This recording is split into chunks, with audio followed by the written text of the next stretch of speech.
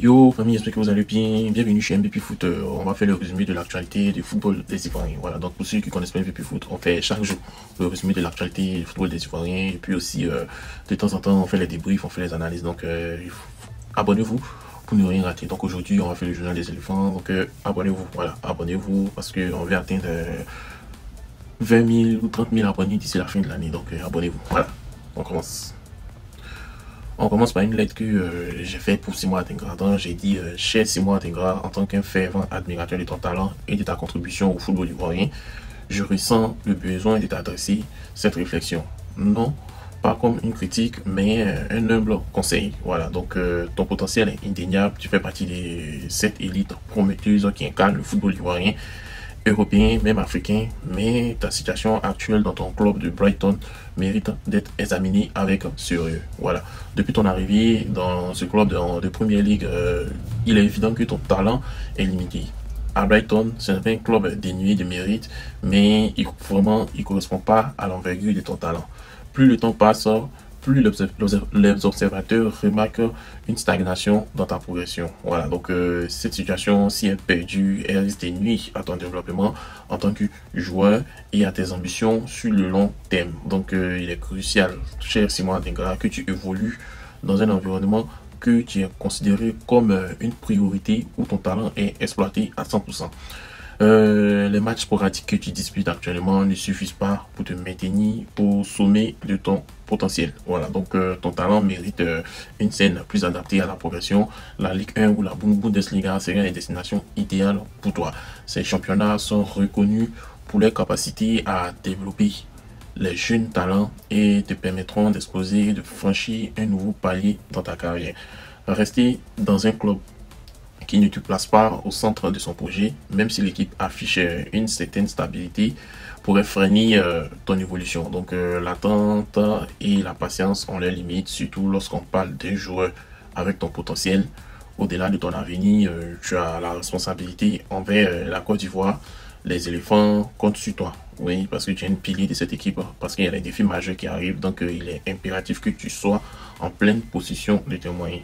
Être remplaçant à Brighton ne te ressent pas, ça ne te permet pas d'apporter ce qu'on attend de toi au niveau international, sinon tu es libre de ce choix. Voilà, c'est une réflexion que pas mal de supporters le pensent, donc MVP le pense aussi, et sache qu'on te le dit avec respect. Voilà, donc c'est une inquiétude, on est vraiment inquiet, et ça montre aussi qu'on t'admire beaucoup. Si on est vraiment inquiet pour toi, c'est qu'on t'admire beaucoup.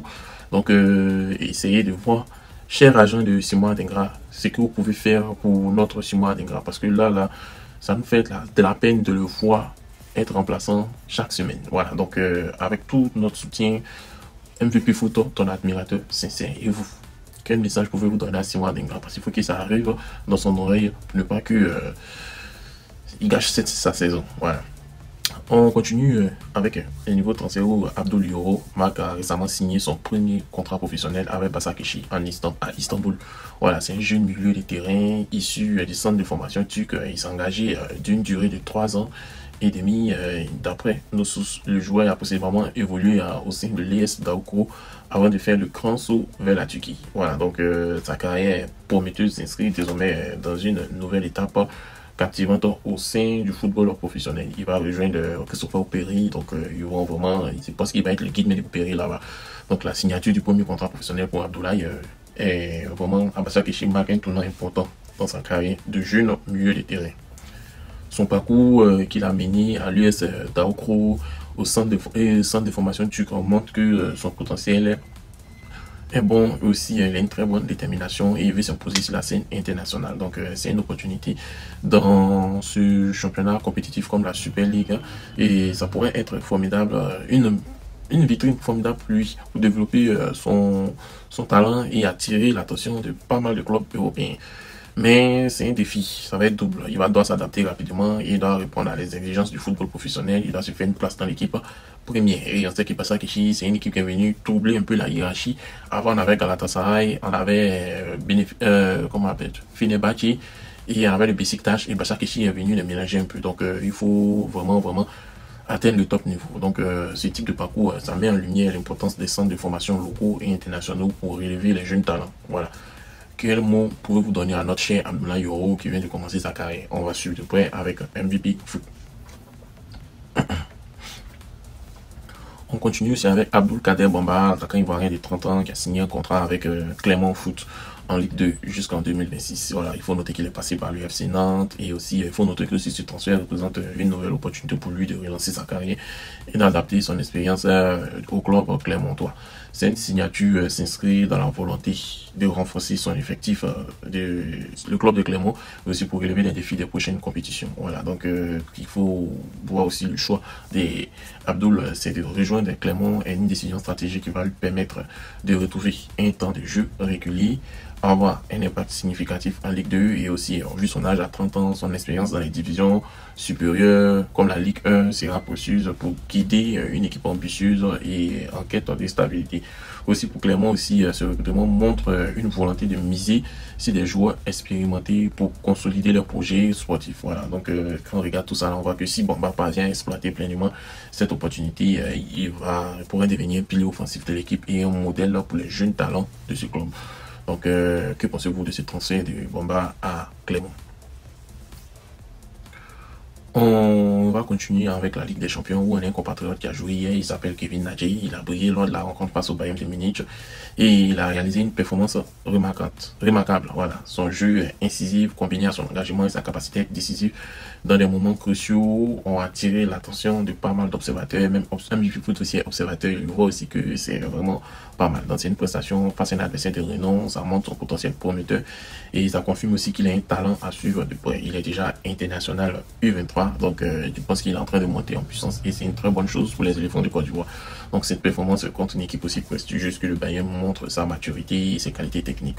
Ce type de prestations face à des adversaires de haut niveau, non seulement c'est indicateur de son talent, mais aussi c'est une opportunité pour se positionner comme un joueur clé dans une équipe et attirer l'intérêt d'autres clubs. S'il continue sur cette lancée, il reste constant dans ses performances, il va, comme on appelle, devenir un acteur majeur, non seulement au sein de son équipe actuelle, aussi au sein de l'équipe nationale ivoirienne, aussi et ici la scène internationale où il y a pas mal de compétitions à venir. Voilà, donc vous avez regardé le match, que pensez-vous de la prestation de Kevin Nadji? Écrivez en commentaire, on aimerait bien le savoir. Donc on quitte l'Europe, on revient en Afrique. On a le coup d'envoi du championnat des jeunes U20 qui se tiendra le vendredi 24 janvier au lycée classique d'Abidjan et ça marque une étape importante pour le développement du football ivoirien. On a le président de la FIFA, M. Yassine Idrissa Diallo, et son équipe qui sont félicités pour leur engagement dans l'organisation de ces événements. Et aussi, il faut noter que ces compétitions promettent de mettre en lumière des jeunes talents. Voilà, donc qui favorisant l'esprit sportif parmi les équipes participantes. Voilà, j'ai un jeune cousin qui a participé au championnat U20 et il y a une équipe de Ligue 1 qui l'a recruté, donc c'est pour dire que c'est une très bonne chose. Et le lancement des championnats U20 et U17 montre aussi un engagement fort envers la promotion des jeunes talents en Côte d'Ivoire. Et ces initiatives essentielles pour nourrir la relève du football national et pour renforcer la compétitivité des équipes locales sur la scène africaine et internationale. Donc, il est vraiment important, crucial même, de garantir un encadrement adéquat, des infrastructures de qualité et une organisation irréprochable. On a eu pas mal de scandales les années passées, donc il faut maximiser l'impact de ce tournoi sur le développement des jeunes joueurs. Si ces efforts sont maintenus, il pourrait marquer un tournant pour le football ivoirien à long terme. Donc félicitations déjà pour cette initiative à la FIFA et on espère que beaucoup d'initiatives vont suivre.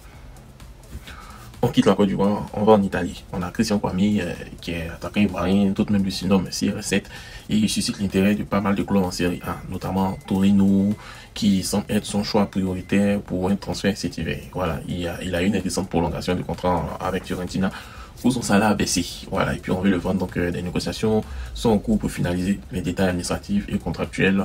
Et aussi, il faut noter que ce transfert potentiel pourrait offrir à Kwame une nouvelle opportunité de s'épanouir dans un environnement compétitif et au sein de l'équipe italienne. Voilà, donc je me pose beaucoup de questions concernant l'impact sur la continuité, l'impact du transfert sur la continuité de sa carrière.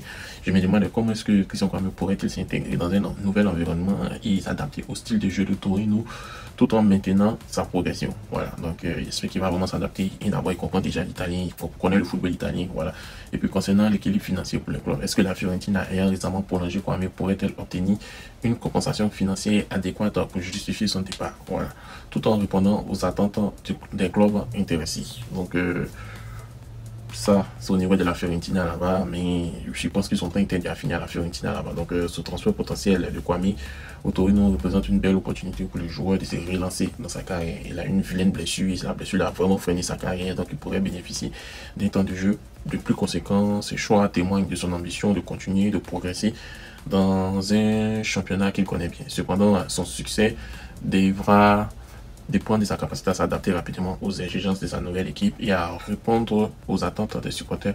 Et aussi pour Torino, on sait que aussi ce recrutement pourrait s'avérer stratégique et ça va apporter une option offensive et polyvalente. Donc bon, c'est ça quoi. C'est ça, que pensez-vous? Est-ce que c'est un bon choix de carrière? Tout ça. Voilà, donc cher ami, c'est tout pour aujourd'hui. Merci d'avoir suivi le journal du MVP Foot. On s'est dit peut-être à ce soir ou à cette nuit pour faire un autre journal des éléphants. Voilà, donc n'oubliez pas qu'on a MVP News où on parle de la culture ivoirienne et voilà, donc merci et puis on s'est dit passer une bonne journée.